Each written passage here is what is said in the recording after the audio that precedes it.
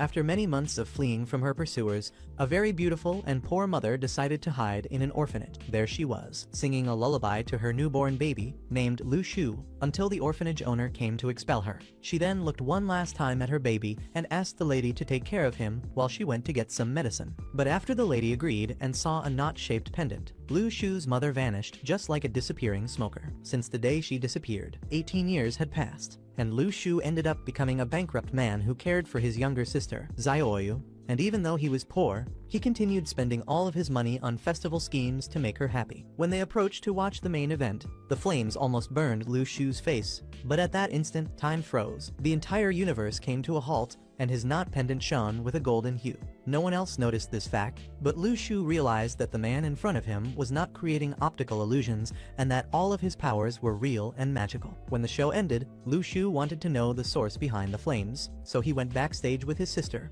and while observing some mysterious men talking, one of them shot a tranquilizer at the magician, and Xiaoyu screamed in fear. Now their positions were compromised, but Lu Shu told everyone that they obviously had not seen them shooting a man in front of them, and if they had, they would never report it to the police or anything of the sort. Fortunately, the fools believed Lu Shu's lie, so he immediately tried to escape, but their leader did not feel comfortable letting Lu Shu leave just like that. As they walked away, a man asked if they were interested in posting videos about how to make a lot of money while being poor, but Lu Shu said he was not interested in selling courses and left. He was already bankrupt after investing in the wrong things, and now he wondered how their world had become so terrible that a person could be shot in front of them. Then, to comfort him, Xiaoyu reminded him that they are not blood relatives and that in the future, he would have a beautiful girlfriend. While he prepared dinner, she told him that the only thing she wanted to eat was his soul. After hearing this, Lu Shu decided to leave and buy ramen for her. As he crossed the street in freezing weather, we see the Isekai truck about to claim another victim,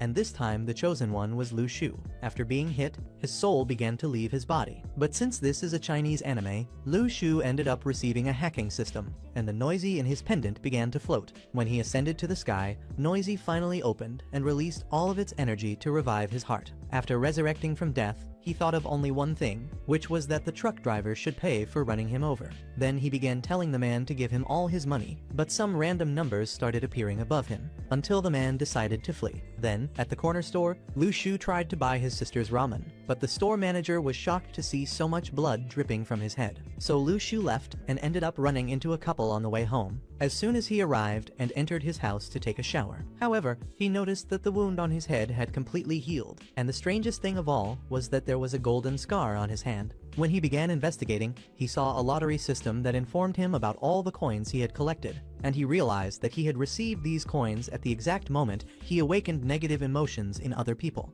So he decided to spend his entire balance on a Wheel of Fortune, because Chinese people love gambling games, and as he was trapped losing all of his money without gaining any rewards, the final spin finally gave him something, and a scroll appeared before his eyes. It had the same handwriting as the lullaby his mother used to sing to him, so he began to sing it. With the words of the song, the scroll disintegrated into a sphere of energy in front of him and from distant galaxies, and a light was sent toward Earth, and Lu Shu began absorbing all of it. When he opened his eyes, he was floating in front of a solar system. But after losing all of his coins, he realized he could become rich and laugh at his sister all night long. So, while they were awake watching romance anime between siblings, Lu Shu felt something strange happening, and when he went to the roof to investigate, he saw two suspicious men jumping across the rooftops. Before being seen, Lu Shu tried to cover his mouth, but the men had already noticed his presence. They asked what he was doing up there. Then, Lu Shu said that he had not noticed that they were jumping from one house to another, and that they looked very suspicious doing so.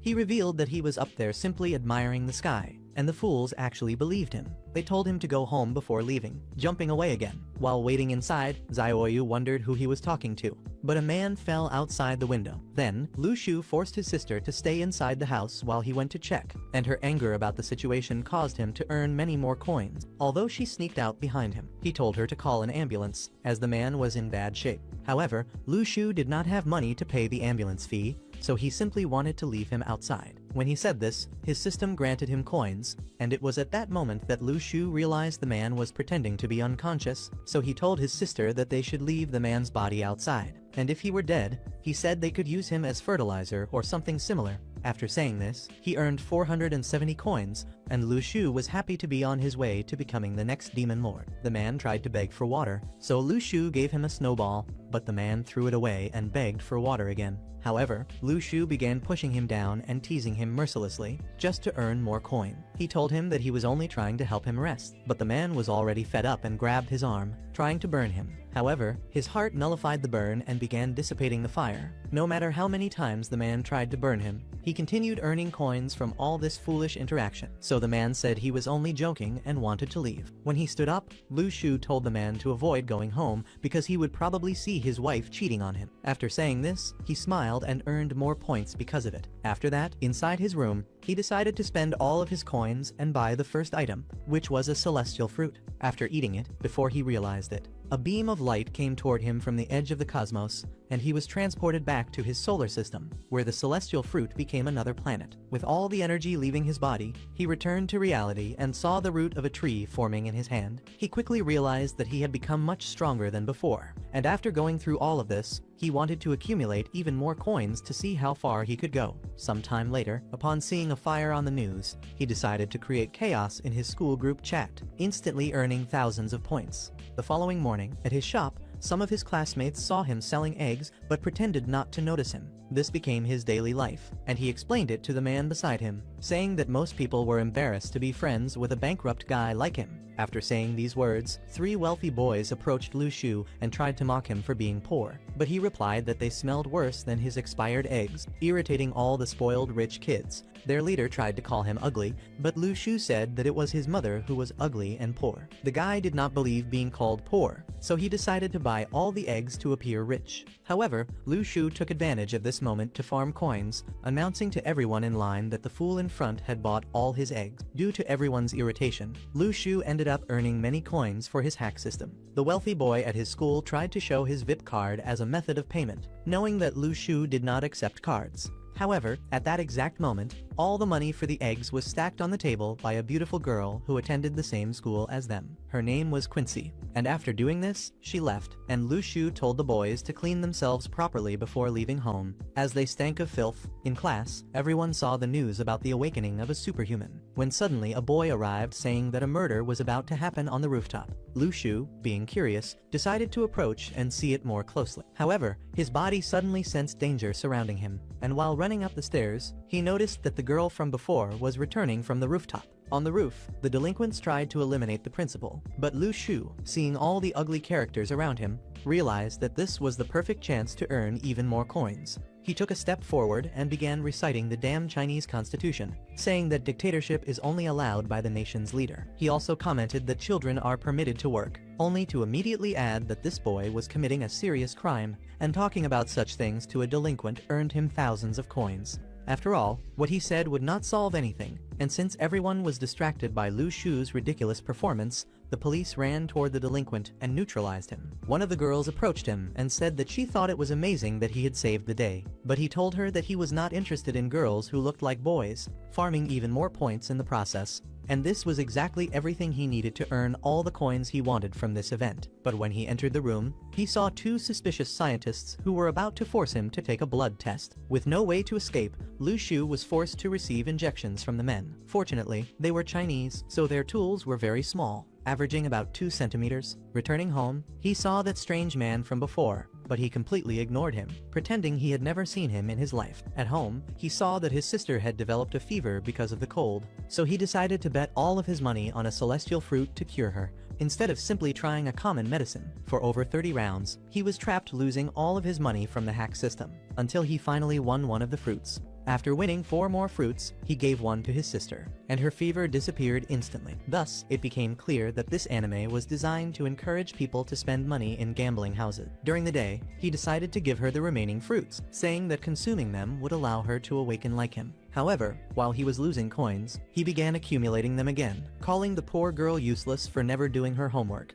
and warning that if she continued like this, she would become a girl without a future, just like him. The The following morning, the teacher explained that only special students would have classes with a new instructor, and Lu Shu remembered seeing him before. The first student called was the girl who had helped Lu Shu. Student by student, the teacher called everyone until Lu Shu was the last to be summoned. Additionally, a new transfer student named Zhang would join the class, so the girl sitting next to Lu Shu offered her seat to the boy because she could no longer tolerate the smell of Lu Shu's boiled eggs every day. During the night, Lu Shu went to attend this secret class, wondering why this suspicious man would be the new teacher. The man revealed in front of all of them that their blood had been tested with a special alloy, and the darker the mixture, the higher the person's ranking. Those with the highest rankings were capable of annihilating entire cities, and rank F students were also approved. Though very weak, after revealing everyone's rankings, he dismissed them. After the class, everyone spoke badly of Lu Shu behind his back, saying he would remain trapped at the lowest rank forever. But Lu Shu did not care at all about the others, and in fact decided to earn coins from this, sending text messages claiming that everyone's mother was rank F. That same night, Lu Shu consumed the last celestial fruit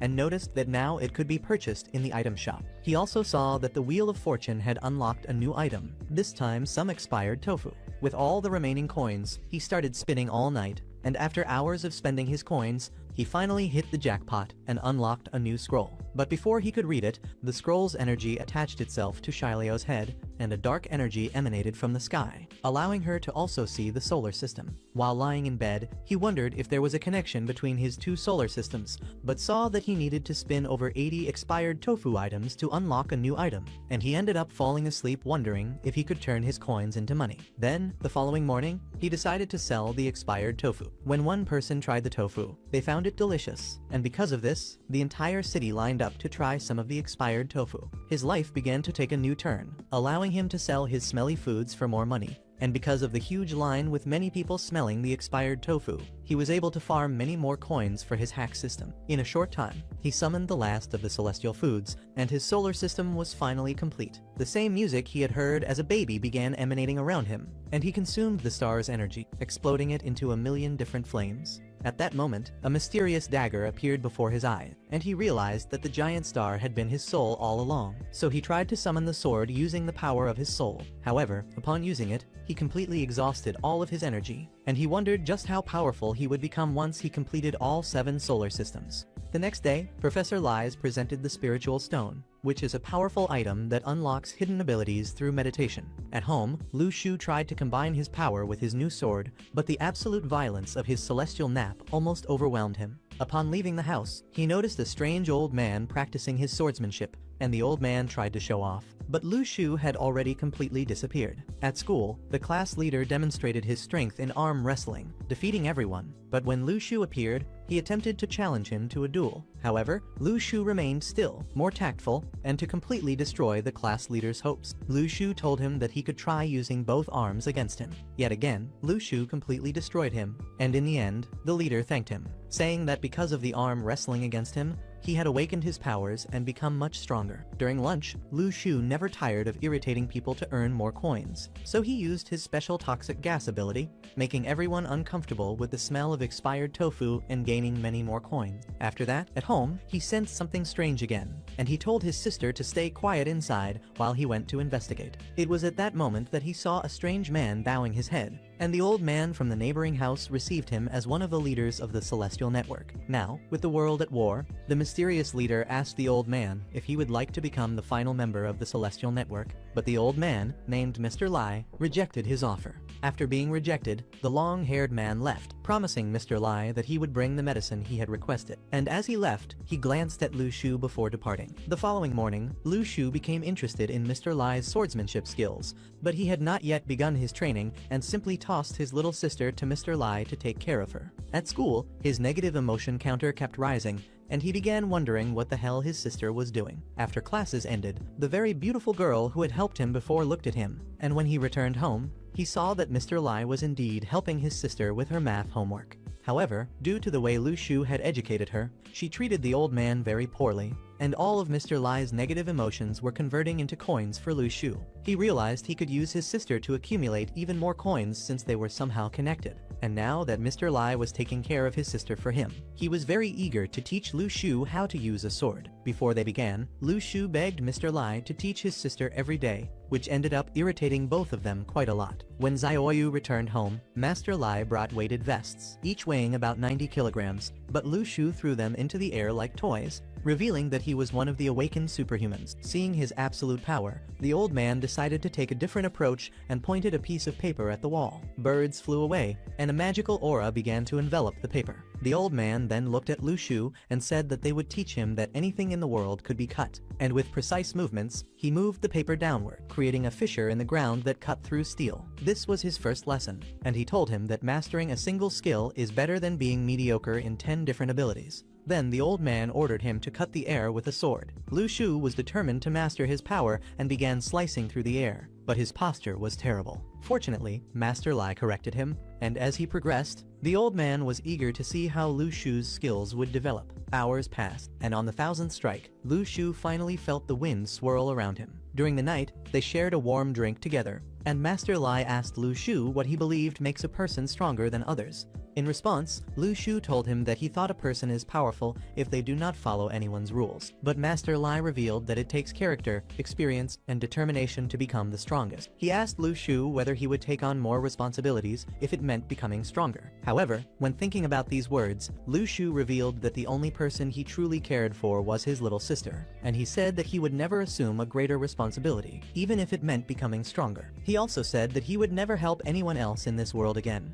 especially since no one had helped him when he was younger. For him, simply trying to survive in this world alongside his sister was enough, so he did not dream of becoming a hero for now. After hearing this, Master Lai took his enormous annoyance and promised that he would continue teaching Lu Shu. The following morning, Lu Shu's sister was finally starting to learn her lessons, all because Master Lai's wife had brought her some Pringle. While observing this, Lu Shu felt a mysterious presence emerging behind him. A man from the Celestial Network appeared, and Master Lai prepared for the conversation. It was at that moment that Lu Shu realized his sister might be in danger, so he ran home immediately. When he arrived, he saw the man and pretended that he had forgotten his lunch at home. When Master Lai left, the man was telling him that the ruins were beginning to reappear and that they would cause chaos throughout the nation, and he had come to request Master Lai's help to combat them. But Master Lai refused. Before leaving, the man told him that the last position in the Celestial Network was still open for him, and then he departed. It was at that moment that Xiaoyu returned, and Master Lai said he was excited to see her progress, asking her to repeat the phrase he had taught her. However, she insulted him, saying that he would soon die of food poisoning after drinking so much tea.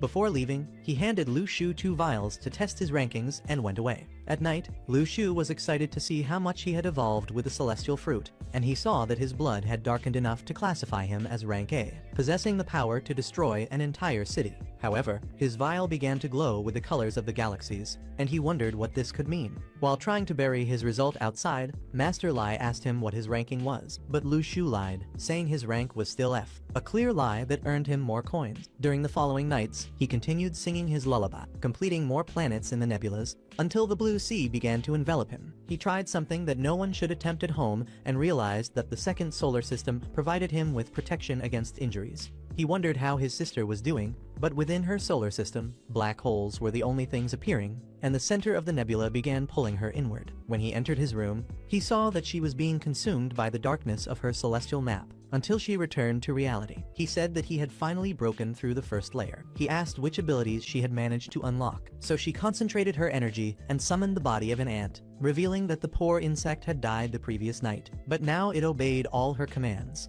He asked the girl if she could summon more souls like that, and they went outside, where she found a group of frozen ants and tried to summon another one. But the moment the soul of the other ant was summoned, the first ant disintegrated, and they realized that her powers were limited to a single summon at a time. He asked her what else she could create, so she generated a flying bird, saying that her summons did not consume any of her energy, and that once summoned by her, her creations could live forever. Luxurious asked if they could use her power to summon an awakened person, and to test something bigger, he took her to a barn, where they chose a poor pig for experiments. After she summoned the pig's soul, he punched the magical pig to see if it would react like a normal pig, but he soon realized it would be better to use his magic sword than to punch the pig. As soon as she left, the pig ran to save its life, but his sword pierced the pig, annihilating it with a single strike. Xiaoyu became upset about this and was about to make her brother her next summon, but he promised to make scrambled eggs for her for a week. However, she wanted scrambled eggs for 2 weeks. While feeding her scrambled eggs, he felt a wave of energy coming from the bridge, so he stood up to leave,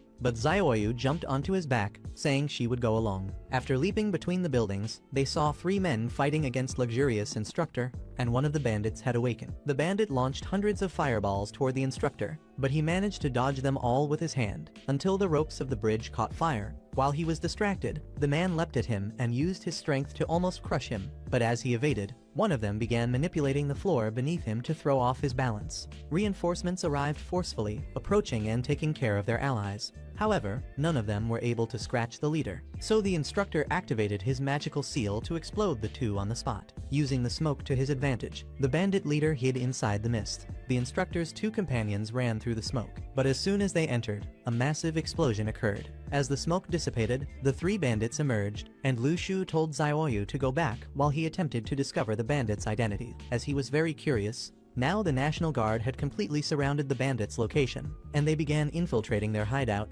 but the bandits had already escaped into a different alley. The 2 henchmen realized they were about to be captured and said they would be executed, so they began begging their leader to surrender. However, their leader revealed that the Celestial Network would never leave them in peace.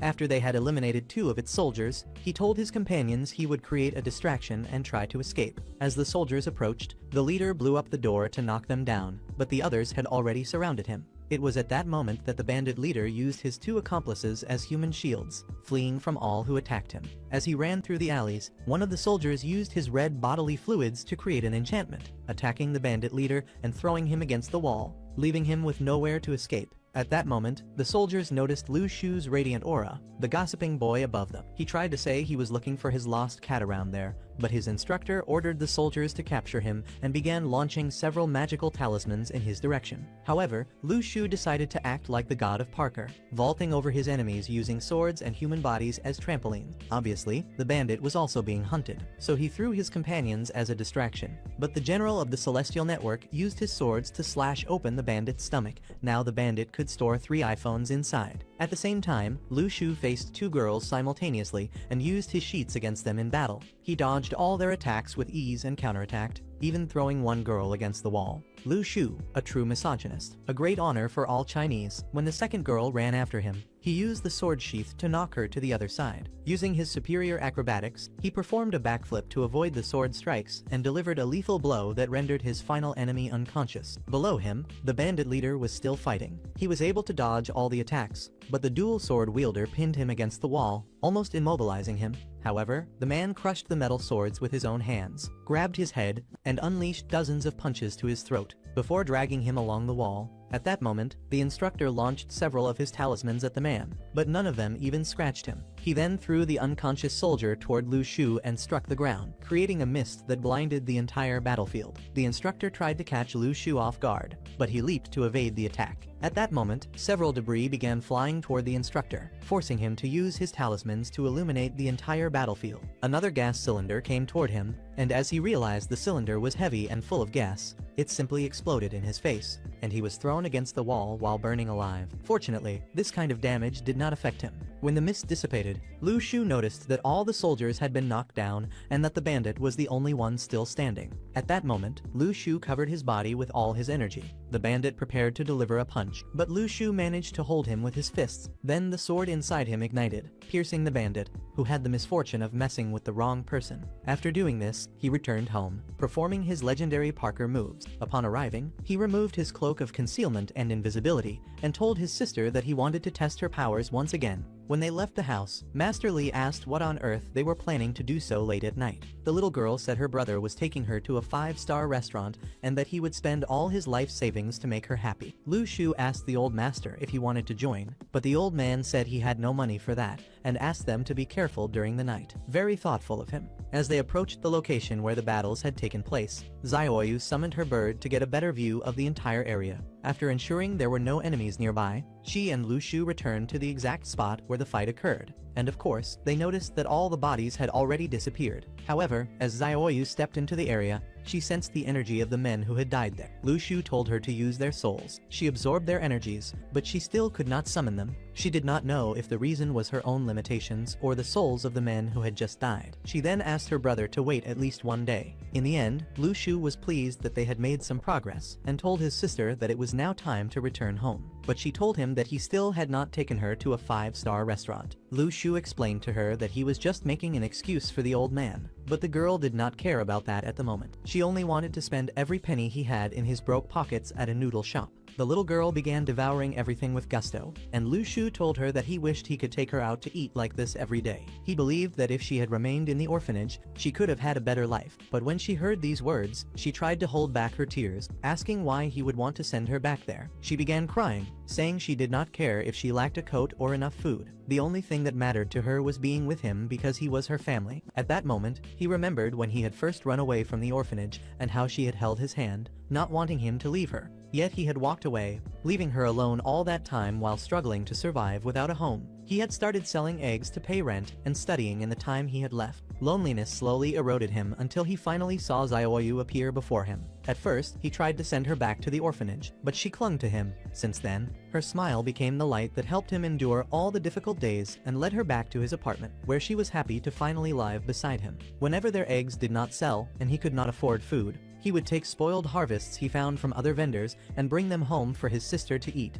Even during freezing winters, Xiaoyu tried her best to care for her brother, selling eggs at home even when he was too sick to go out. As long as she could continue living with him, it did not matter what hardships she faced. Over time, they became each other's warmth, surviving all winters together. Remembering everything they had gone through, Luxurious revealed that he wanted to buy a house for them, all because he did not want to worry about constantly paying rent and living on the edge of hunger. He promised his sister that one day he would buy the house they lived in. At that moment, she held his hand, asking if their days would improve. He assured her that they would, affirming it even more strongly, knowing that thanks to the little hack, his life was about to change completely. The next morning, Luxurious returned to selling his smelly tofu, but he was beginning to run out. People had grown accustomed to the bad smell, so he could not earn more coins. One person asked Luxurious if they could buy another tofu, but he told them that they were all sold out. Just by saying that, he earned several coins from everyone. He then realized that he only had to tell these hungry people he was out of stock, and he would become extremely rich. So he began deceiving them, making them think he still had tofu, and then crushing all their useless hopes, claiming that his entire stock was gone. Later, on a certain night, a man discovered all of his wife's life-saving and grabbed everything before leaving. Meanwhile, the clock struck midnight, and Xiaoyu finally achieved her goal. She began knocking on Lu Shu's door and finally showed him the man she had summoned. Lu Shu asked if she was able to control her powers, and she revealed that she could do anything with him, even read his memories to discover the location of the money they had stolen. As she tried to concentrate, she remembered the place where he and his companions had hidden the money and was very excited to go dig it up. However, Lu Shu told her that they would return the money to the police once they found it. Xiaoyu was very sad to hear this and asked if they really had to give it back. After all, if they had all that money, they could finally buy their house, and she wouldn't have to worry about going back to the orphanage. Hearing this, Lu Shu knelt down, promising her that he would never abandon her and that they would even buy their own house ethically, without having to use stolen money. Saying this, he called her ugly and told her to go to sleep so she could become beautiful. She walked away angrily. After this conversation, Lu Shu remembered just how much the little girl wanted to continue living with him. He then grabbed a flyer he had seen about the house, saying that the place they lived in was on sale for 250,000 Chinese coins. The next morning, the fat man who had stolen his wife's life savings appeared in front of everyone at school, and Lu Shu immediately realized that he was a high-level awakened. The man climbed onto the podium and introduced himself as the new school principal. However, Lu Shu felt that something was wrong with him. That night, the new principal introduced himself as Lai, another guy named Lai, and told everyone that they had located a mysterious awakened who had easily destroyed an entire field of soldier. To help the students evolve quickly, they began providing spiritual stones to all students every month. Everything would be organized according to each person's strength level. Level C awakened received 1, Level B received 2, and Level A received 10. The class leader looked at Lu Shu but panicked when he saw Lu Shu smiling and sending him a text message. In the message, Lu Shu said he had arrived at school early because his mother had woken him up at dawn wanting her milk. After school was dismissed, Lu Shu met Zhang in the alley and asked him if people would buy the spiritual stones on the black market. Zhang told him that selling the stones was illegal, but there were definitely some millionaires interested. willing to pay a lot of money for each one. Lu Shu realized he had found gold and told Zhang he wanted to sell them for the best possible price. Zhang then called someone who might be interested, and within seconds a man accepted the deal, and even asked for Lu Shu's bank account number. Lu Shu was shocked at how easily the sale went through and handed the stones to his friend, saying he trusted him, since after all the time they had been together, they were practically family. With the deal closed, he no longer had to worry about all the days he had spent in the cold working just to have food at home. After buying snacks for her at the convenience store, Lu Shu showed the girl the deed to the house, telling her that this house would finally be theirs. He also gave her a new phone he had bought for her and had already added himself to the contacts. Starting tomorrow, this house would be theirs: the yard, the floor, the walls, the dishes, and even the ants. They would own everything. Hearing this, the girl immediately hugged him, happy because they would finally be together, and asked if he would still need to work every day. He said he would continue selling so they could buy food, but the damn Lu Shu only wanted to annoy people for the sake of his coins. In his room, the celestial map appeared before him once again, and the second nebula was finally completed. At the same time, a dark and threatening aura continued to swirl around his sister. While selling his food, Lu Shu mocked all the people, saying he was thinking of raising the price, and he ended up earning hundreds of points just from their dissatisfaction. Out of nowhere, Principal Li approached and requested a smelly tofu, but quickly realized that Lu Shu's face looked familiar. Lu Shu revealed that he was one of his students. Principal Li then told him that he wanted to receive tofu for free every day, but the vendor next to him shouted at the principal to stop taking advantage of the poor, ugly orphan Lu Shu, because his mother no longer loved him, which is why she abandoned him since he was born. He also said that everyone at school bullied him because he smelled like eggs and smelly tofu. The man told him that Lu Shu works every day just to pay for food at home and studies during all his free time. Hearing his sad story, Principal Li cried and handed Lu Shu some chinacos as an apology. The man who helped him asked who that bastard was, and Lu Shu told him that he was the new principal of his school. After finally dealing with all the paperwork for buying their house, an unknown number called him, telling him to go immediately to the ruin that had just opened. He sent a message to his sister, saying that they had finally bought the house, but that he needed to make a trip that would last a few days. After that, hundreds of military vehicles transported them to the ruined location.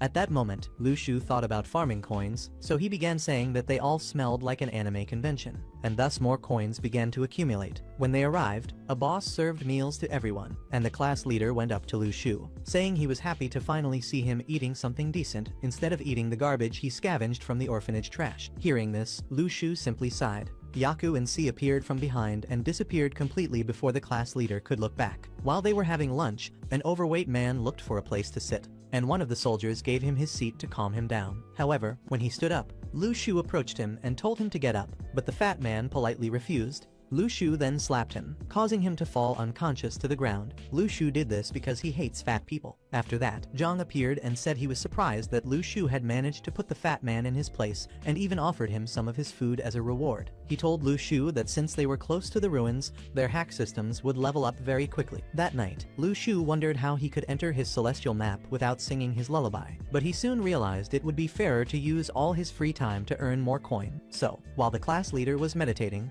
Lu Shu began breathing heavily on him and continuously interrupting his meditation. Lu Shu started reciting the story of his life to distract the leader's thoughts and kept laughing at him. The points continued to rise all night, and by morning he had earned 47,000 coins just for being an annoying person. He wanted to know how his sister was, but there was no cell data, much less a signal. At lunch, the boss gave more food because Lu Shu had knocked over the person consuming an entire bar. A soldier even offered him his seat, but Lu Shu refused because he wanted to sit on Zhang's lap instead. Zhang asked how he planned to level up, and Lu Shu revealed that he only needed to have an arm wrestling match with the class leader once. That night, he continued tormenting the class leader, recounting many things from his life just to annoy him. After hearing Lu Shu's voice non-stop, the class leader ran to the edge of a cliff, thinking he could finally have peace and meditate. But Lu Shu appeared, and the leader realized there was only one way to escape his suffering, by taking his own soul. The next day, Lu Shu was meditating away from all the students. He entered his celestial map to release the rest of his fruits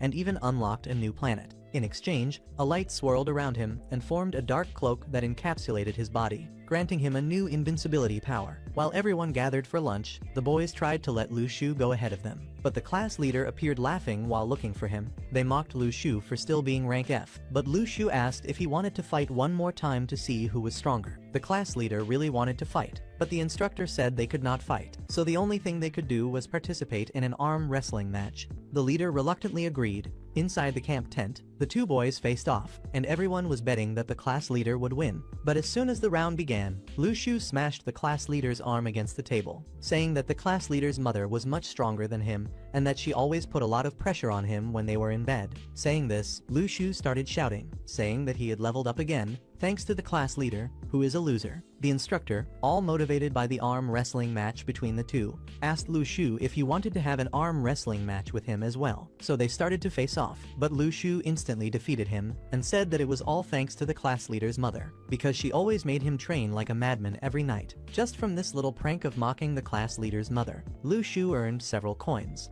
After they finished, Lu Shu noticed a fog rising from the ruin, and Zhang revealed that the portal had finally opened. Now, the only way for someone to exit this portal would be by obtaining the Eye of Formatting, and if no one could do it, everyone would remain trapped inside for the rest of their lives. However, something strange happened. Alarms began to sound, and the fog started spreading throughout the camp, consuming everyone who tried to escape. Before he realized it, Lu Shu was sucked into the vortex and fell headfirst. He could barely get up after suffering a serious impact. When he opened his eyes, he saw that he was in the middle of a desert, and an axe started flying toward his head. He dodged, and a skeleton knight approached him, trying to strike, but Lu Shu managed to grab its axe and knock it down, breaking all its bones.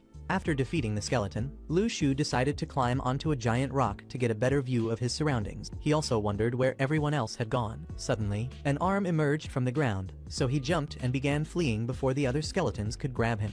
After escaping them, a group of 4 students came running toward him, telling him he needed to run if he wanted to survive. He saw one of his classmates about to be devoured by a zombie, so Lu Shu ran to cut its head off and began slashing all the zombies in his path. But while he was distracted, a zombie leapt onto him, almost biting his neck. Instead of helping, the other students were too scared to intervene, so Lu Shu fought the zombie using sheer strength and soon smashed its skull. As he walked back to them, they begged him to stay and protect them, but he told everyone that he would never help a bunch of losers who had abandoned him. Because of their attitude in leaving him behind, he would help no one else. Saying this, he dropped his axe and told them they were on their own. Whether they lived or died was up to them. At that moment, a girl got upset that they hadn't helped him, because if they had, Lu Shu would now be helping them. Over the next few days, Lu Shu took down a zombie, then used his acrobatics to defeat 5 more in his path with the sword he had obtained. As the darkness approached, he climbed to a higher vantage point to stay on elevated ground. Along the way, he saw the kind officer who had offered him his chair, who, unfortunately, was dead. He continued running as vultures devoured the corpse. The day there lasted only briefly, and night came too quickly.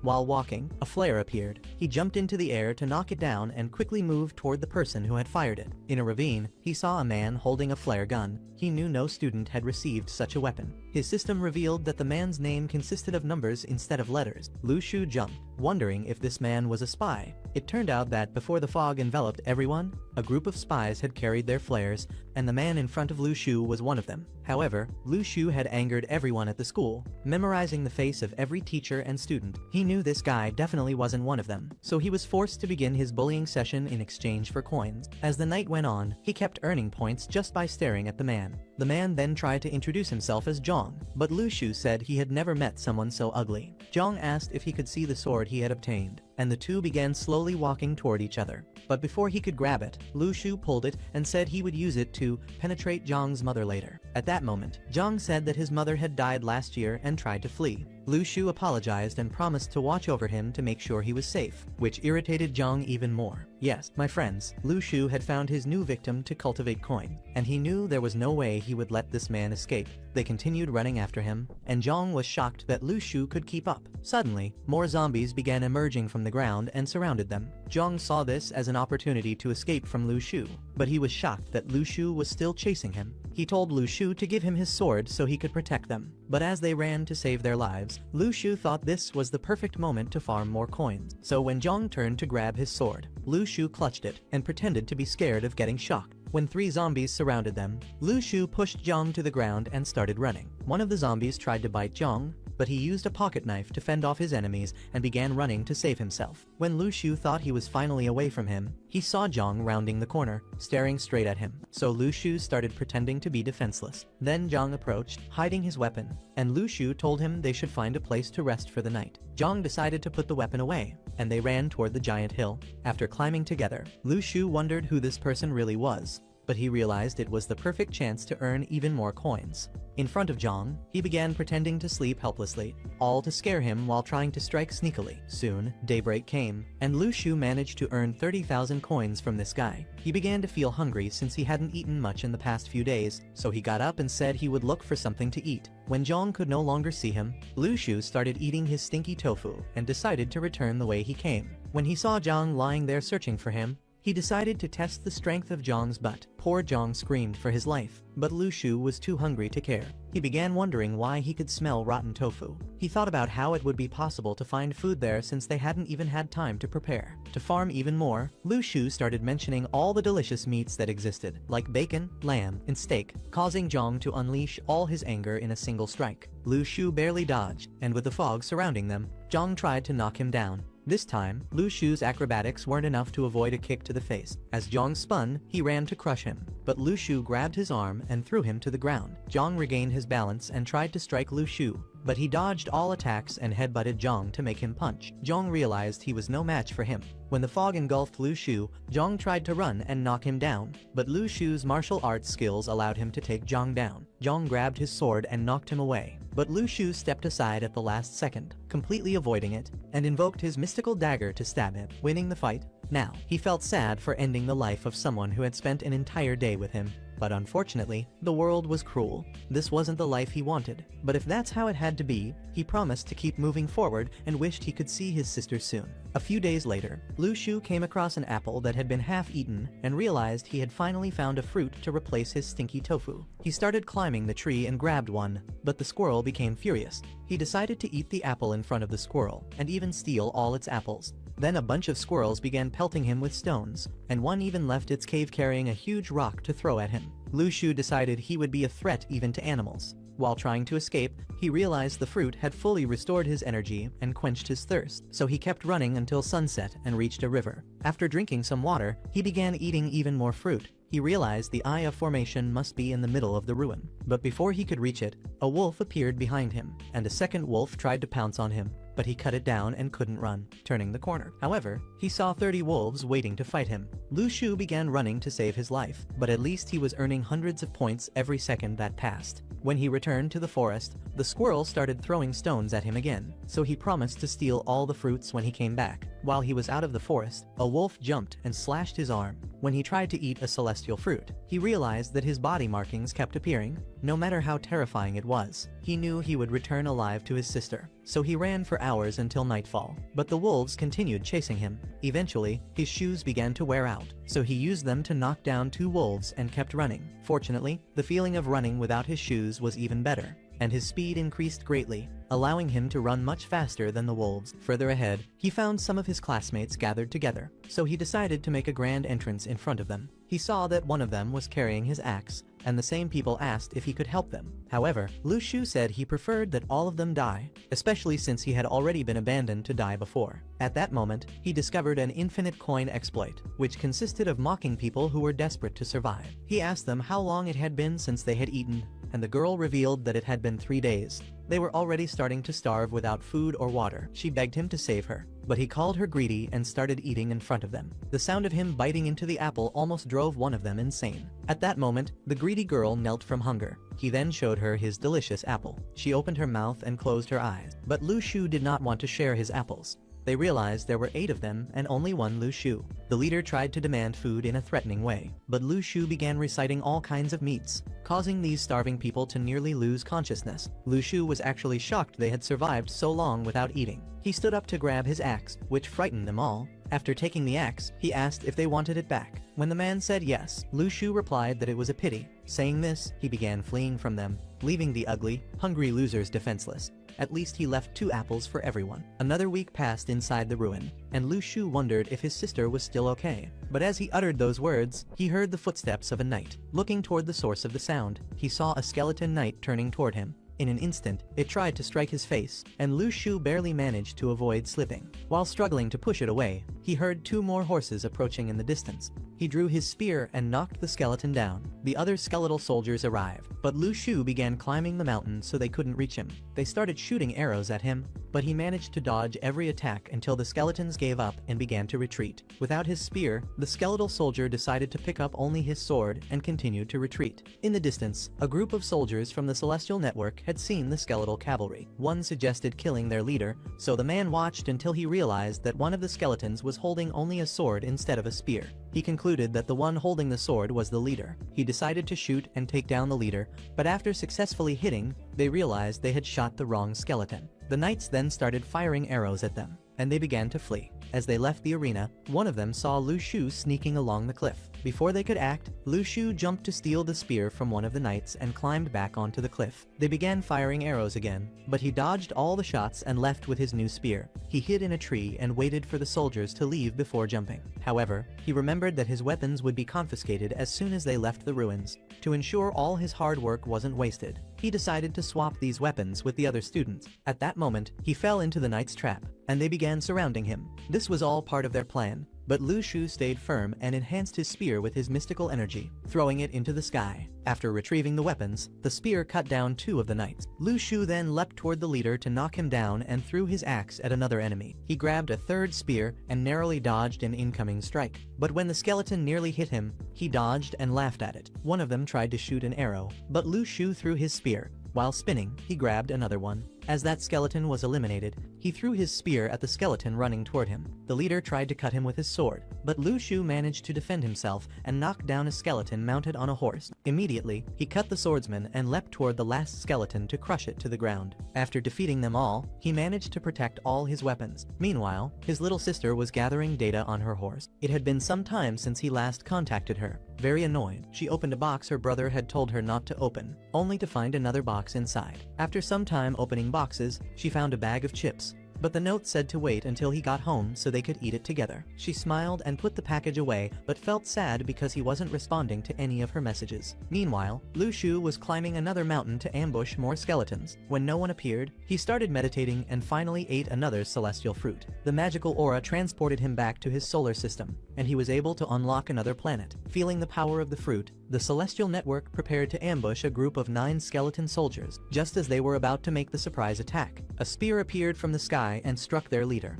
After that body disappeared, 2 more were launched into the sky, and a 3rd was thrown against a wall. Lu Shu finally made his entrance, and the Celestial Network decided to help him. But Lu Shu eliminated another soldier with his spear and started running toward the others to take them down. With only 2 soldiers remaining, Lu Shu unsheathed his sword and ran toward one of them. When one tried to ambush him from behind, Lu Shu ducked and stabbed the soldier, eliminating him. Everyone began to wonder how powerful he was, and a guy who literally had no eyes asked if he was Lu Shu. His friend told him he should open his eyes instead of asking that question. When everyone asked why he was attacking the skeletons so fiercely without even waiting for help, Lu Shu stopped them, saying that all the weapons were his. After some time, he managed to gather all the spears and swords, protecting all his weapons from the others. One of the leaders of the expedition asked why he was collecting so many weapons if he couldn't use them all. He revealed that the man was wrong and began showing off his weapons, telling everyone they could come and get them for a very good price. For Lu Shu, all his youthful years had been nothing but training for this very moment. He told everyone that defense was worth more than gold in this situation.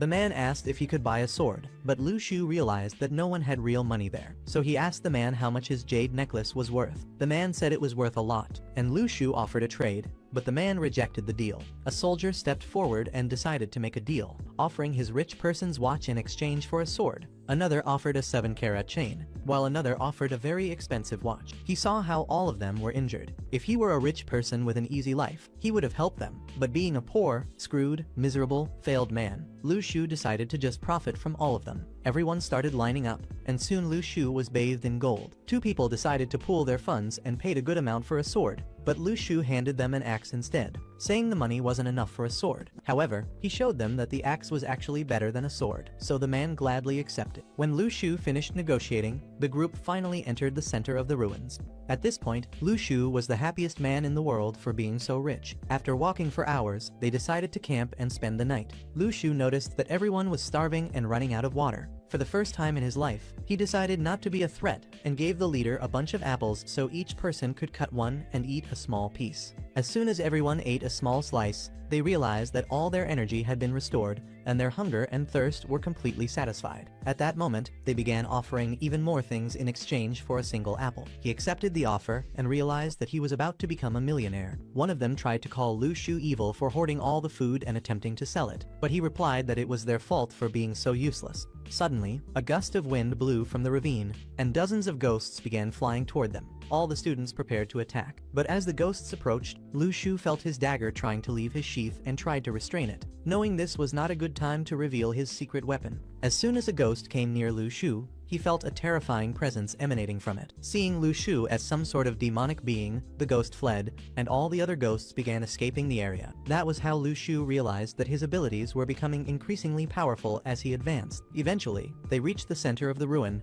and one of the boys mentioned that his friend, Kingsai, had saved him from 2 skeletons, and that he had fallen in love with her. Lu Shu pretended not to notice her and realized that this was the perfect opportunity to show how wealthy he had become. He began selling his weapons and buying even more jewels. Everyone started offering him millions of dollars. After selling most of them, a man called him to meet with the leaders of the Celestial Network. When he arrived, he made sure to show just how rich he was, reasoning that if Kingsai were only interested in money, he would find out immediately. The leader of the Celestial Network introduced himself and told him to stop selling his spears, since he knew how to use them. 1,000 weapons in the hands of someone who knows how to use them are worth much more than a simple weapon in the hands of a fool, he said. Lu Shu agreed. Then the leader approached the center of the ruin and began activating his magic. From within himself, he drew his sword and sent it into the ruin. After examining the hole, the leader decided they would dive into it. While resting afterward, Lu Shu's system indicated that there were spies with number names in the area, though he had no idea who they might be. Out of nowhere, a tree began to fall, thrown in by Li. However, a squirrel emerged from it and started yelling at him. When the squirrel saw Lu Shu's scowling face, it tried to attack him. After everyone collected the fruits, the poor squirrel was on the verge of a heart attack. But Lu Shu handed it an apple while it cried, and the squirrel became eternally grateful to him. Suddenly, Yong finally appeared and approached Lu Shu, but some people attempted to steal his weapons. Their leader stepped forward and offered to pay a good amount for a spear once they left. However, Lu Shu told him he wouldn't fall for such a trick. When he received coins from a person named Numbers, he realized this individual was a spy. Li then told him to leave. While everyone slept at night, Lu Shu was glad that his sister was still angry with him, though he realized she now completely despised him, and he had no way to explain his situation to her. As he slept, all the spies woke up, ran toward the center of the ruin, and jumped straight down. When the last one tried to jump, something prevented him from falling. Lu Shu told him he wouldn't betray them if they shared the profits 99% for Lu Shu and 1% for him. The spy realized he was screwed and accepted the deal. But as soon as Lu Shu left and the spy tried to jump again, Lu Shu grabbed him and smiled with his ugly face. The spies noticed one of them was missing but decided to keep moving forward anyway. The remaining spy tried to catch Lu Shu off guard and threw a talisman at him. But Lu Shu was already somewhere completely different. He began shouting to wake everyone and announced that a spy was trying to steal the formation's eye. By the time the spy realized his situation, there was no time to react. A mystical tiger appeared, and Li's hand grabbed its face, smashing it against the ruin. Seeing that there were many spies among them, Li told everyone they should enter the ruins immediately instead of resting during the night, or the spies might end up stealing their items. The students began lining up, and the leader found Lu Shu very strange with all those jewels. Later, Li realized he might be a clever man, so he asked Lu Shu if he would like to make a deal. He revealed that hundreds of ruins had begun to open, but since Lu Shu was just a student, he could not enter without permission. For the price of a single gold chain, Li would call him to all the ruins, but Lu Shu called him opportunistic and walked away. When everyone was ready to enter, a woman approached the center and activated a magical spell that began creating stairs along the edge of the hole. As they descended, hundreds of ghosts started running from the center, and Lu Shu tried to keep his dagger well away from them. When they reached the bottom of the pit, Li saw that the bodies of the spies were rigid. Realizing that their spirits must have left their bodies, a clever way to avoid the surrounding ghosts. After walking for hours, they finally arrived at the entrance to the core of the ruins, but as soon as they entered, a gate closed behind them. From above, the crystals began to glow, and hundreds of ghosts appeared. Li then invoked all his magical power to blast them with a single strike. However, there were still many ghosts remaining. The soldiers began trying to take them down together. When a ghost tried to attack Lu Shu, the creature became too afraid to approach, leaving him wondering why the creatures feared him so much. He began attacking all the ghosts, absorbing their bodies with his sword. However, one of the ghostly spies eliminated a long-time friend of Li's, prompting him to roar and release his tiger powers to destroy them all. While Lu Shu wondered where the others had gone, his dark dagger began to glow, and he struck down a ghost before it could reach him. At that moment, some people asked how he knew where the ghost would strike, but he said it was pure coincidence and luck. Then he demonstrated his luck by telling Li to attack a random spot, and Li's strike hit a ghost, shocking everyone. Li asked him to indicate another location, but after a while, Li's strikes stopped hitting the ghosts, and everyone truly believed that Lu Shu was just a boy full of luck. From the central gate, an army of zombies appeared. Li told them he would handle their leader and ran toward them. Then the two sides began colliding. Li performed an attack that made the ground tremble beneath them and eliminated his horse before landing. The remaining soldiers drew their weapons and charged forward to fight the zombies. Meanwhile, Lu Shu began launching soldiers, achieving a triple kill with a single spear. One of the zombies almost struck his face, but King Sai came to save him, using her agility to dodge all the attacks. As she cut down the enemies, he thought she was amazing and hurried to eliminate a zombie. However, the zombie began fleeing to save its life, and he realized that his dagger was terrifying all of them. Their army was advancing slowly, and while Lu Shu thought about helping his allies survive, he noticed he was inside a giant castle. He decided to sneak in and look for something to sell. At the entrance, his dagger began radiating light, and a mysterious aura watched him. When he entered a certain room, a ghost was preparing to ambush him. Lu Shu dodged and used his sharp sword to pierce the ghost's body, eliminating it quickly. Afterwards, he wondered how many spies remained. At the same time, Li was fighting for his life. The skeleton was giving everything to defeat him, but Li dodged its blows and advanced further. The skeleton was also skilled at dodging, but Li continued pursuing it using martial arts tactics. They pushed each other back and forth in that intense, enjoyable rhythm. The skeleton called him an annoying fly, and they continued clashing, moving side to side. Meanwhile, Lu Shu finally approached the central castle room door and opened it. Upon entering, he saw something moving, but as he stepped back, the eyes of two statues lit up and began advancing toward him. Immediately, his dagger flew out, halting the guards' advance, forcing them to retreat to their positions. As he sheathed his spears, he realized this was the perfect opportunity to make more money. He looked at the face of a guard and tested the weapon. The poor royal guard became irritated but ultimately handed over the weapon, and Lu Shu continued earning coins from them. He went from guard to guard, taking their weapons. Meanwhile, the soldiers were still fighting for their lives. Lai tried to grab his enemy's spear so they could escape the cursed place, but the knight refused to release his spear,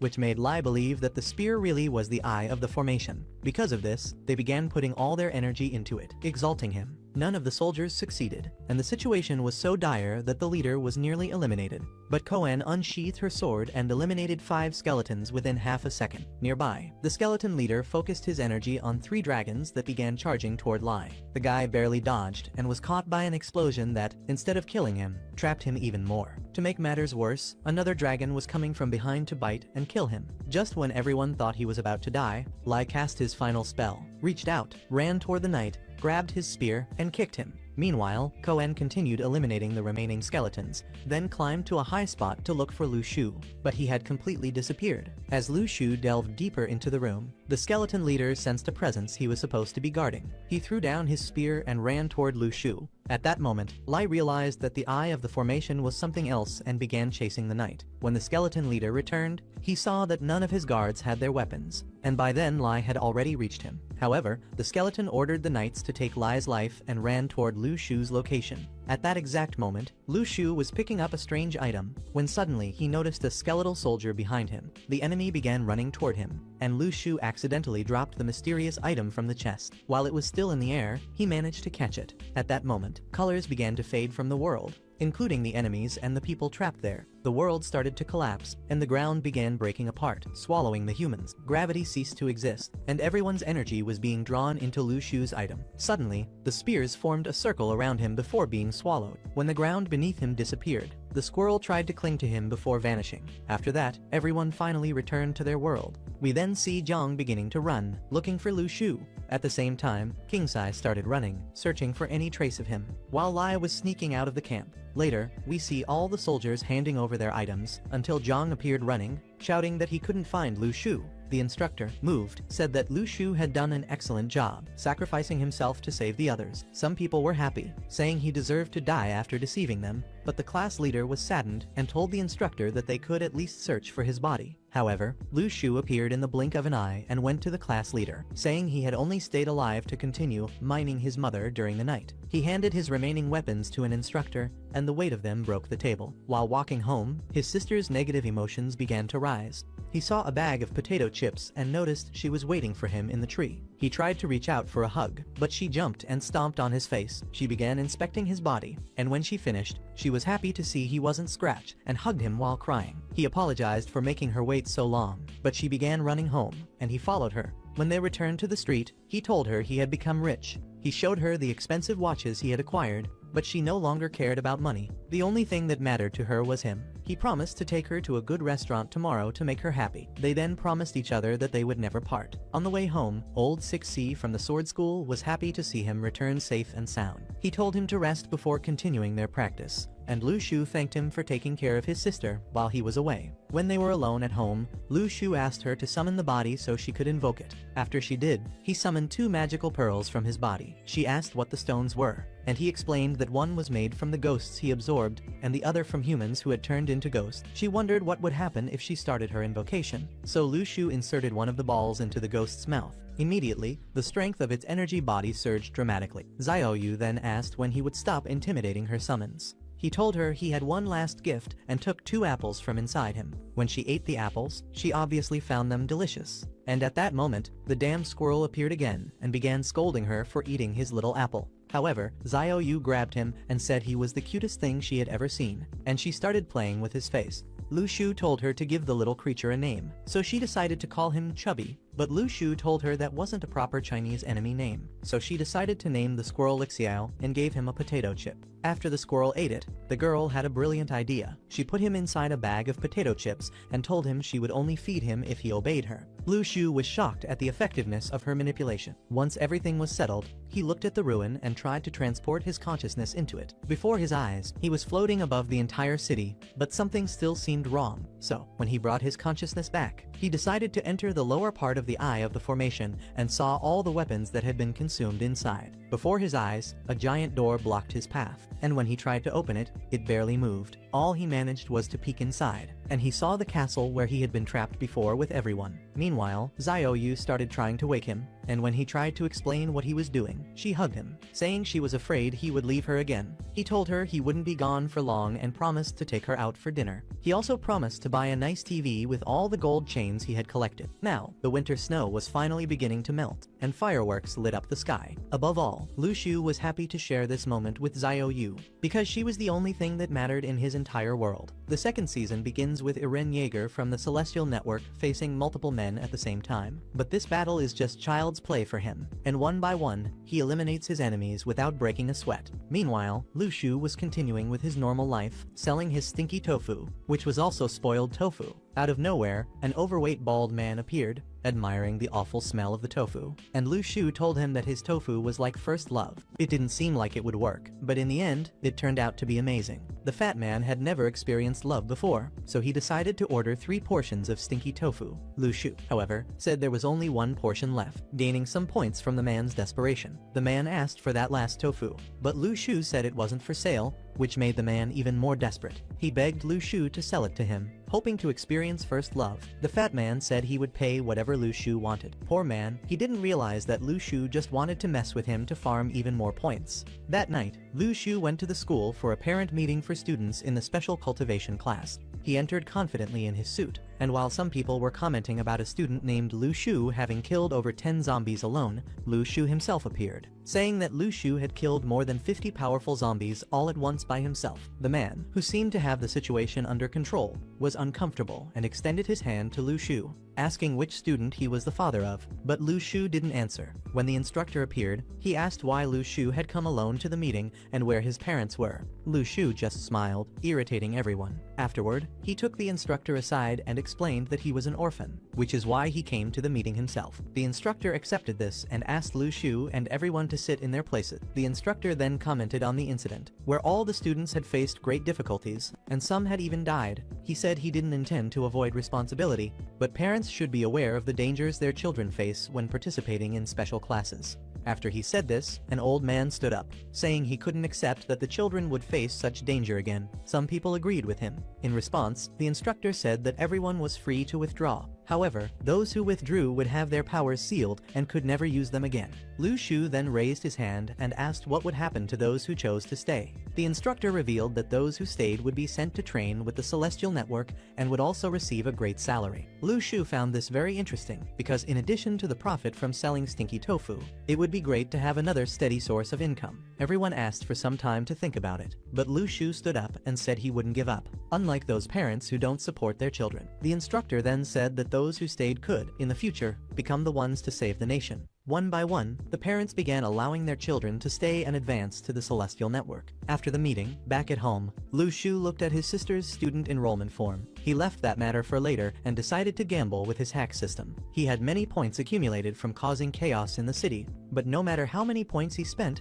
he could only obtain dishes of food. Tired, he lay down on the bed and tried his luck with his feet, this time obtaining an unknown fruit, which he consumed without even knowing what it was for. The fruit allowed him to absorb a lot of surrounding energy, making him feel comfortable, as if he were enveloped by clouds. However, when he woke up, he realized that nothing had changed in his body and wondered what the fruit was actually for. To find out, he decided to try obtaining more fruits of the same kind. After that, he decided to go out for a bit, and when he passed his sister, he teased her about her weight. He also asked what she wanted to eat, and she ended up naming exactly the dishes of life he had received in his bets. He left the house and met with Mr. Lai, who thought Lu Shu would take too long to return to training with him, because normally after exploring the dungeon, people take 2 days off. Lu Shu told Mr. Lai that he survived thanks to his training and took off his coat to train more, revealing his well-built body. Master Lai asked if he planned to join the Celestial Network. After Lu Shu confirmed, the old man asked his reasons, and Lu Shu said he didn't know yet.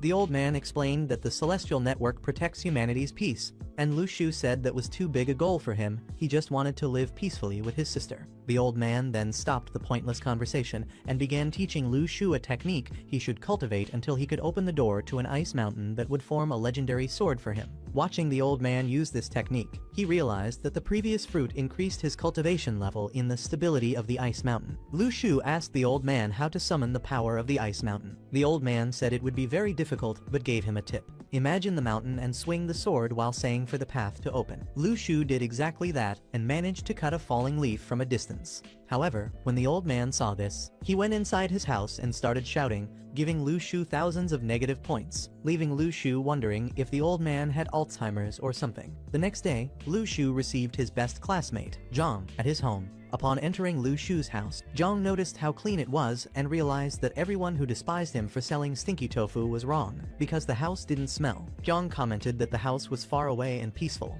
and Lu Shu said he liked simplicity and tranquility. Zhang then asked why Lu Shu insisted on getting on bad terms with everyone and what he would do if he ever needed help. Lu Shu replied that he could survive on his own. Zhang said that now that Lu Shu was going to join the Celestial Network, he would need to get along with others. Lu Shu admitted that he actually needed Zhang's help. His friend asked what he needed, and Lu Shu revealed he required 3 drops of Zhang's blood. Zhang agreed without even asking what the blood would be used for, as he already imagined Lu Shu wouldn't tell him, and Lu Shu confirmed that. Zhang extended his hand, and the blood collection was completed. Later, as they were leaving the house, the old man and his wife saw them. The old woman complimented Lu Shu's girlfriend, saying she was a beautiful girl. In response, Lu Shu said she was a man, nearly giving the elderly couple a heart attack. Returning home, Lu Shu encountered his sister, who had just woken up. He told her he had good news. From now on, she could attend school. However, she said that was terrible news and became very annoyed. Lu Shu then revealed that they now had money to get her documents. Because of this, she could live a normal life and attend school like any ordinary person. To convince her, he promised to make the meals she requested, and she agreed as long as he fed her directly. With a mischievous smile, Lu Shu began summoning the dishes she wanted in his hands. This greatly irritated Xiao Yu, and she screamed at him. She asked why he hadn't said he had awakened the Supreme Leader ability. She was very upset about it, and Lu Shu told her to eat quickly. However, she heard her squirrel playing with the street rats and ran off to scold him, saying he was a beautiful and cute squirrel and shouldn't associate with dirty rats. After that, he took his sister to the principal and handed old Liao an envelope containing Zhong's blood, which should ensure that his sister would be placed in a special class, just like him. Then he returned home and resumed training. Old Liao, upon discovering that he had enrolled little Xiaoyu in the academy, was a bit upset, saying he intended to teach her himself. Lu Shu quickly reassured him that even attending school, she would continue to rely on his help. At that moment, Lu Shu pretended to be worried that she wouldn't be admitted, but old Liao told him to stop lying. He revealed that he knew the potential of Lu Shu and his sister, and according to his old man deduction, he discovered that Lu Shu intended to conceal his sister's potential using a fake blood test. He reached this conclusion because, even as Lu Shu's neighbor for years, he had never heard him invite a friend home. Then, the old man brought some alarming news to Lu Shu. The Celestial Network has a blood database, and he would be discovered if he didn't replace that blood tube urgently. Thinking quickly, Lu Shu prepared a rank B classified blood tube and successfully made the swap. Lu Shu then woke his sister,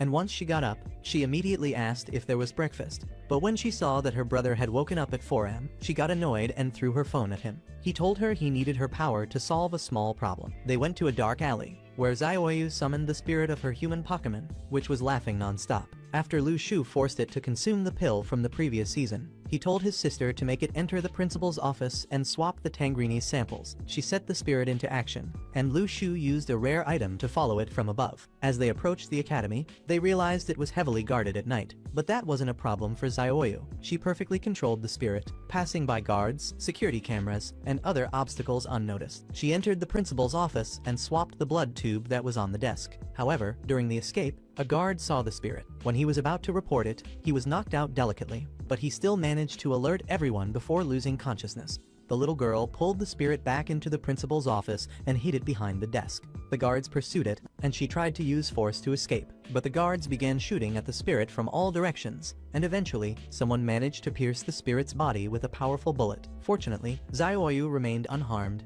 and the spirit under her control stayed intact. Even though it had been pierced in the chest, she managed to make the spirit flee. That day, several Celestial Network men investigated the principal's office to find out what the intruder wanted. The principal asked them to check the fingerprints on the blood vials, saying it wouldn't hurt to take a look. Afterward, Lu Shu went to Old Lai and asked for his help to swap the vials, saying he couldn't do it himself. Uncle Lai promised to help, impressed by Lu Shu's honesty in admitting his and his sister's strength. Upon returning home, Uncle Lai asked his wife how the school invasion went, and she reported that the spirit had been shot but didn't die. The old man believed it wasn't the two siblings who tried to invade the school, as they had no injuries. However, he still suspected Lu Shu was hiding some power. Meanwhile, the principal and his Celestial Network colleagues were reviewing the intruder's recordings. The principal became very angry seeing that the intruder wouldn't stop laughing. Shortly after, the fingerprint results on the blood vials arrived, along with the principal's own fingerprints. The next day, Lu Shu and Xiaoyu were having lunch at a street restaurant, talking about her going to school. Xiaoyu wasn't very excited about it and said that if it weren't for Grandpa, they could have been in big trouble with the whole blood vial situation. Lu Shu, concerned about his sister, looked at the squirrel and came up with a mischievous idea. He began tempting the squirrel's hungry heart with an apple. He asked the squirrel if his friendship with the neighborhood rats was trustworthy. Soon after, he asked the squirrel if it could train the rats to spy on the neighborhood, and the squirrel replied that they were too stupid. But Lu Shu didn't understand anything, and Xiaoyu translated it for him. Lu Shu then gave a cultivation fruit to the squirrel, and after eating it, the animal felt much stronger. The siblings clapped for him, but the squirrel, feeling powerful, tried to attack them. However, he was still too weak compared to them, which made him cry while Xiaoyu pinched his cheeks. Lu Shu thought quickly and squeezed a level 10 apple into a bucket of water, intending to share the juice with the street rats to see if they could become a little smarter. The squirrel, seeing this, began to complain, saying that he shouldn't waste such a fruit, but Lu Shu didn't understand what he said, and Xiaoyu translated. Lu Shu then calmed the squirrel, telling him there were more fruits like that. Looking outside, Lu Shu saw the sewer rats, and fearing a new plague might start, he asked the squirrel to control them to prevent this.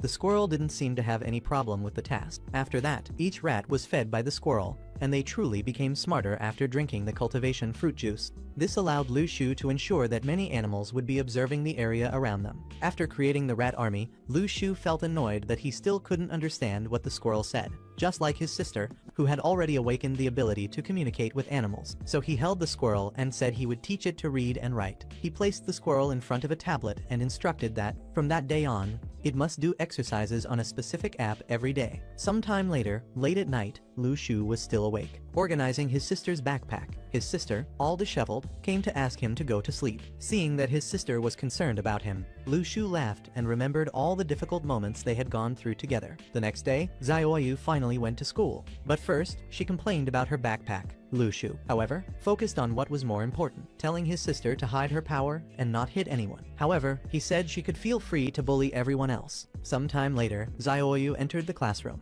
With a look of pure disgust, the boys were delighted that the school had finally received a beautiful girl. When it was time to introduce herself, Xiaoyu simply said her name, causing mild annoyance among everyone. Meanwhile, Lu Shu was just enjoying the negative emotions his sister caused and was happy with his new coin farming. Besides Lu Shu, almost no one in the special class shirked their duties. While Lu Shu greeted Zhang, the instructor shook his hand and said that, thanks to his accomplishments, he would be promoted to lieutenant. Hearing this, Lu Shu thought about the higher salary he would now receive. Until suddenly the instructor hugged him and said that from now on they would be colleagues, asking Lu Shu to guide him whenever necessary, as they were now equals. Lu Shu was shocked because no one had ever handled a relationship so smoothly. The instructor continued shaking hands with all the students until the principal arrived to speak. He first forgot his speech but quickly found it in his underwear, and then he began to truly welcome everyone to the Grand Celestial Network, a place where the strongest in the country were gathered. However, even though they were the strongest, there had been cases of novices dying, and some veterans had also lost their lives. He said their path would be full of death, and that their duty was to advance no matter what. He then made everyone swear with raised arms that they would be members of the Celestial Network and that they would not fear death, and everyone did so. The principal said that their Celestial Network belongings would be delivered soon, and before releasing everyone, he asked them to remember the oath they made that day. As the principal left, several students were crying out of fear of dying. Lu Shu also felt a bit uncomfortable with the oath until he suddenly noticed the negative emotions his sister was creating. A teacher then called for Lu Shu, asking him to control his sister, who on her first day of class was already assaulting her classmates. On the other side of the screen, Xiaoyu was being severely reprimanded until Lu Shu arrived, saying he was her father. They then began complaining endlessly, and he asked to see what she had done. The security cameras showed that several boys had jumped on her until suddenly, all of them were thrown away, and one had his face injured, losing several teeth. Lu Shu did his best to apologize and said he would pay for the victim's medical treatment, while Xiaoyu watched everything from outside, feeling very unhappy with the situation. As they were leaving, Xiao tried to hold Lu Shu's hand, but she didn't have the courage and pulled back, and when she finally had the courage to do it, Lu Shu didn't let her hold his hand and quicken his pace. He was giving the girl a true silent treatment, and then she began to cry, begging him not to send her back to the orphanage. She knew she was wrong and apologized for what she did, but he simply climbed onto the roof of their house and asked Xiao to climb up as well. He asked his sister if she knew where she had gone wrong. She said her mistake was leaving the girl's squirrel alone. He told her that in this world, people need to be strong, and that she was a very strong girl. However, that strength must be used wisely, knowing the right moment to act. Lu Shu acted like a true father, revealing to the girl that with the strength they have, they could kill someone with a single punch, but she cannot follow that path. And when she punches someone, she must at least avoid breaking bones or teeth. He approached and told his sister that not only she, but he also got involved in problematic situations. His sister asked what had happened for him to be acting so serious. He asked if they should use their powers to fight for the good of others, and Xiao gave him a completely new perspective on life, revealing that if she ever saw Old Lai and his wife in danger, she would do everything she could to save them. Not only him, but other people too. Lu Shu said he was talking about people they didn't know, saying he felt a sense of comfort when they shouted, telling him to sacrifice his life for the sake of strangers. He had never cared about his sister before, but after making that oath, he felt a bit of the weight of responsibility. Even so, deep down, he felt that he should protect people. Xiao laughed at him and asked if he wanted to be a hero. Lu Shu also laughed and said they were just two lucky idiots, and being a hero was far too grand for them. He actually preferred to live a comfortable life alongside her. She agreed, and then said she found it very beautiful how he defended her at school. He said, of course, he would use his methods to resolve that matter. However, if the teachers believed they could intimidate them because of that, they were very wrong, because neither he nor she would give up on achieving their dreams. Lu Shu also said that only he could regret. Xiao then asked what she should do if someone tried to hit her. He said she should hit them back. Then she asked what she should do if someone tried to kill her. Lu Shu stood up, and with a serious look, said she must kill the person. She laughed and asked what they would do if the entire world wished them dead. Lu Shu then pointed his finger upward and said that they would have to kill the entire world. After that, we see an old man training a boy, but the boy is so bad that the old man estimated it would take about 20 years for him to release any power. The boy began to cry, and the old man comforted him, telling him not to give up. The boy was doing the same training as Lu Shu, swinging his sword and shouting, "Open." The boy performed over 20,000 strikes, and still nothing happened. Then we discover that the failed boy was Old Lai, who today is strong and feared by everyone. And this same old man continued to be amazed by Lu Shu's ability. What took him 2 years to achieve, Lu Shu accomplished in just 1 week. Outside, Lu Shu was shouting during the night. When the old man went to speak to him, Lu Shu revealed that he felt his power growing just now. That was why he was so excited. The old man felt jealous of Lu Shu's ability, and while practicing, Lu Shu felt a strong need to go to the bathroom. According to the old man, performing this training required accumulating clouds, which was also an analogy for feeling the urge to use the restroom. In the bathroom, he began singing to relax. Xiaoyu heard him through the door and asked if he was sick. He cleaned himself up and left the bathroom, lying to her,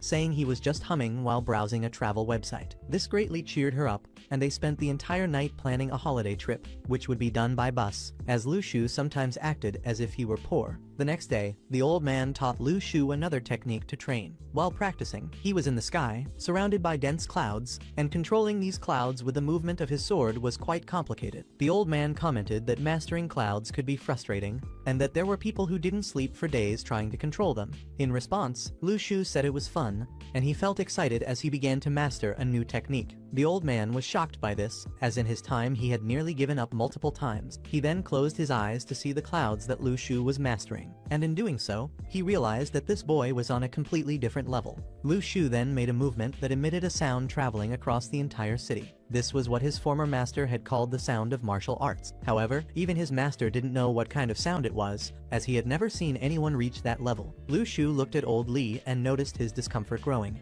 After all, Lu Shu was a genius. He asked the old man what was behind the clouds he was trying to cut. The old man told him the same thing his master had said long ago. Behind the clouds, there was a great ocean. After that, Lu Shu informed the old man that he was going on a trip with Xiaowil. The old man said that traveling was excellent, as it increased the depth of one's life. The next day, Lu Shu departed with his sister, and at the terminal, he felt uncomfortable because his sister had forced him to buy a giant pink suitcase. Everyone stared at his luggage, and Lu Shu feared being mistaken for an effeminate man. He passed his suitcase through inspection, and a guard asked if there was a live animal inside. Lu Shu grabbed the squirrel and said it was a plush toy, but the squirrel blew his disguise by looking at a snack someone was eating. Very irritated, Lu Shu said he would intensify the squirrel's training and then sent it off alone, telling it to meet them later. The squirrel completed its mission perfectly and received a snack from Xiaowil. Their train arrived, and they went to their seats, which were actually beds. However, several people were occupying them. Lu Shu began poking a boy, saying that the boy's mother was asking him to eat her backside. The boy got angry and stood up against Lu Shu. However, a girl held him back and said he was a member of the special class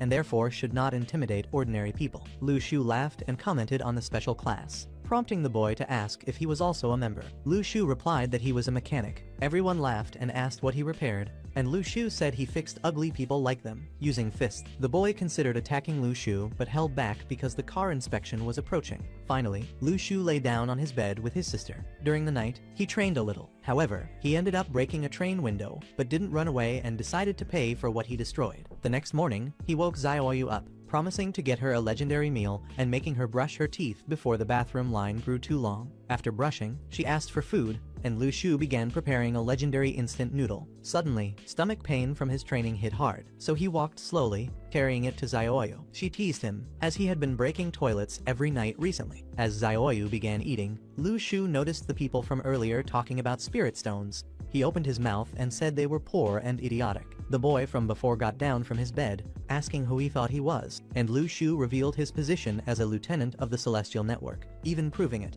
Everyone was shocked, and Lu Shu told them not to embarrass themselves by trying to buy a celestial stone with the little money they had. Lu Shu showed a stone grinder, saying it cost about 120,000 Chinese coins, making everyone think he was rich. After that, Lu Shu left the station and revealed his plan to Xiaoyu, to find this black market for stones and earn a lot of money. But his sister didn't care and asked what they would eat. Lu Shu said that if his plan succeeded, she could have a restaurant all for herself. They began investigating the group from the train. Even following them, Lu Shu noticed a car radiating energy, so he started knocking on the window multiple times, asking different questions. Since the man didn't attack him after being bothered, he concluded that the man inside was from the Celestial Network. To teach Xiaoyu his legendary investigation methods, Lu Shu asked her to do the same thing he did with the driver of that vehicle. but the driver put up a sign saying he didn't know the time, had no cell phone, and no watch. Xiaoyu removed the sign and simply told him the time. The man, although irritated, thanked the girl and, observing her energy, concluded that little Xiaoyu was just an ordinary civilian. Before going to the black market,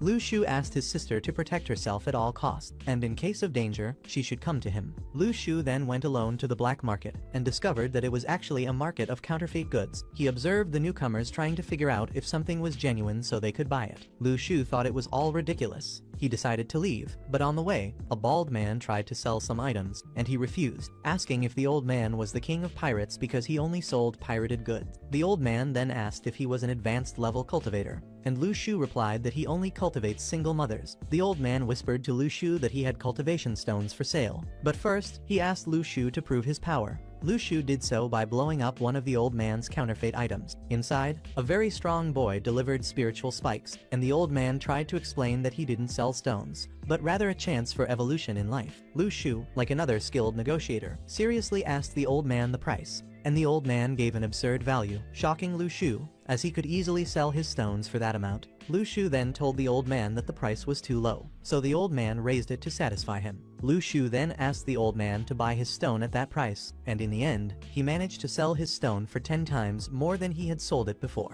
The old man asked Lu Shu if it was okay to keep selling his future like this, and Lu Shu showed him his infinite stock of stones. When Lu Shu left, the old man asked his grandson, the strong boy who delivered the stones, if he could also blow up an item like the boy before did. The boy revealed that even being the strongest in his class, he couldn't do it, meaning the previous boy must be on a completely different level. Still walking through the black market, Lu Shu encountered a man with very noticeable energy. He irritated him and then evaluated the situation. Realizing the man must have good items, he asked him to show his special items. However, the man said he only traded for spiritual stones. Lu Shu said spiritual stones were of no use to him, and the man, shocked, invited him to follow. They went to an alley where the man showed a powerful pumpkin, or gourd, as you like, but in the anime, it's called a pumpkin, so we'll call it that. The man said it was a spiritual inheritance passed down, with the power to absorb the user's spiritual energy. Lu Shu thought it was useless, but the man tried to demonstrate that the pumpkin really worked. Lu Shu tested it, and it indeed worked, but he pretended it didn't because he had so much energy and decided to leave. The man, wanting to get a good spiritual stone, offered a discount, saying he would trade the item for 4 stones.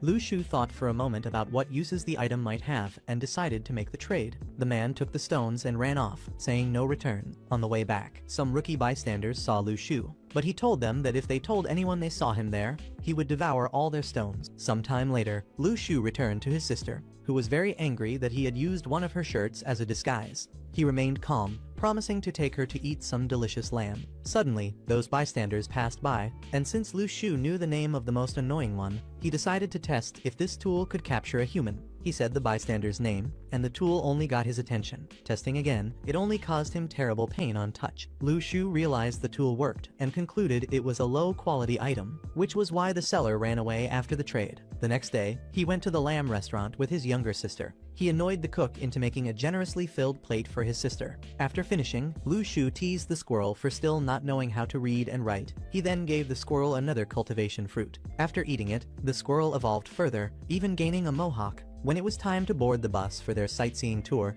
the previous seller got on the same bus, and Lu Shu noticed he was holding a compass pointing forward. Suddenly, the rookie bystander also got on the bus, feeling uncomfortable with Lu Shu's presence. During the tour, they heard various stories about a princess and her mirror. At the location, Lu Shu and his sister enjoyed the moment a little, until suddenly, Lu Shu felt a familiar energy, and he noticed the man who was breathing fire in the first episode riding past on a motorcycle. He realized that the man had not been caught by the celestial network and had grown stronger. The man went to the relic vendor, and Lu Shu observed everything closely. Inside a secluded shack, the two agreed to infiltrate the next ruin and obtain items to sell on the black market. The blonde man asked if the compass was reliable, and the vendor confirmed that it was, saying it was a family treasure. Lu Shu understood perfectly that they intended to dig for treasures right in front of him and reflected that he wasn't charitable enough to let them collect valuable items under his nose. So, to deal with them without letting anyone escape, he used a spell to conceal his identity. He grabbed the fire user's motorcycle and ran off carrying it on his back. He ran until nightfall with the motorcycle on his back, even jumping over a bus while carrying it, startling the driver and co-driver. Meanwhile, the owner of the motorcycle was running as fast as he could,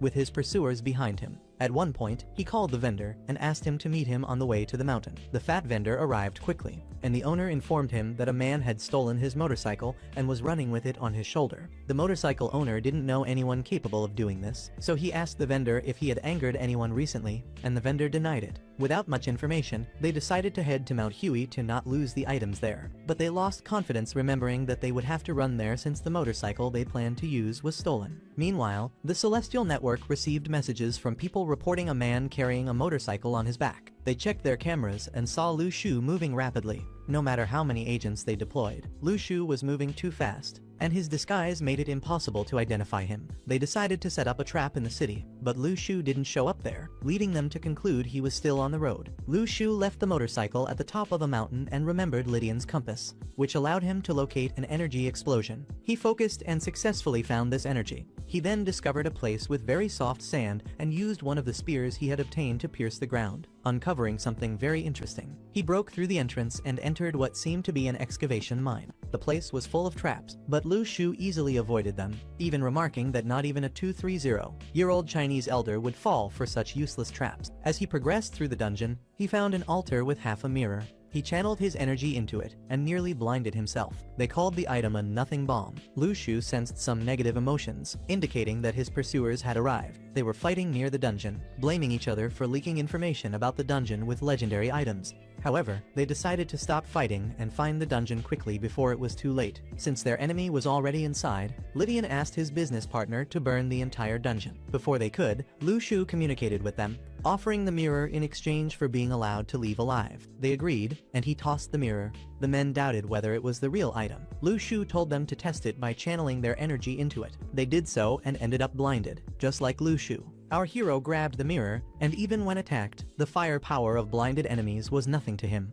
Lu Shu then fled again, carrying the motorcycle on his back, leaving the two men with no choice but to pursue him on foot. Along the way, Celestial Network agents appeared, asking what they were doing in the remote area on foot. When the question was asked, the blonde man started running, leaving the vendor no choice but to run as well. However, the vendor was captured by a Celestial Network member and abandoned by his companion. He decided to report him, revealing that he was the ranked D fire user wanted by the Celestial Network. Angered by the betrayal, the fire user tried to kill Lydian, but he defended himself with a special fire blanket, and the vendor was killed. The fire user tried to kill Lydian again, but he defended himself with a special blanket. Members of the Celestial Network recognized the fire user, saying he always escapes by burning everything, and that he had even killed 3 members of the network. Enraged, the man driving the car revealed that he was a ranked B specialist. The fire user, fearing for his life, ended up surrendering, and after capturing him, the Celestial Network member asked about the man carrying the motorcycle. They explained everything. However, the Celestial Network member didn't believe them and asked about the special item at the center of the dungeon. They said it was half of the princess's mirror, which had the power to emit light with the force of the sun. However, they lost the item to the motorcycle thief and hadn't even seen what he looked like, as they were blinded. Lu Shu was running back as fast as he could, and finally returned to his sister, who was almost asleep outside the tent. He told her that he had defeated the villains and obtained the princess's mirror. Then Shelly asked if he had taken the mirror to give it to her. He said no, which made his sister angry. When she returned home, several cars passed by, carrying the 2 captured villains. Lu Shu noticed a large concentration of foreigners organizing nearby and realized that a ruin was really about to open there. He thought about reporting this to the Celestial Network, but had no idea how to explain how he knew this information. Upon arriving, Lu Shu met his friend Young, who revealed that all students who had achieved great merit in the special tournament could enter the ruins, and Lu Shu was one of them. This meant that the Celestial Network already knew everything. Young told him that the Celestial Network had even set up a military base there. The next day, everyone's sightseeing trip had to end because the historic ruin was about to open. While everyone was asking for a refund for the trip, Lu Shu was telling his sister that they should pack their things and head out to explore the ruins. This time, he really intended to take his sister with him. They had some trouble entering the military facility because of Shelly, but Young helped by presenting his rich person credentials, which allowed Shelly to enter the ruins without any issues. While there, Lu Shu sensed the presence of an old man, whom he called Tianlu. Do you want to see part 2 of this anime? Then leave a like on this video, I just need that.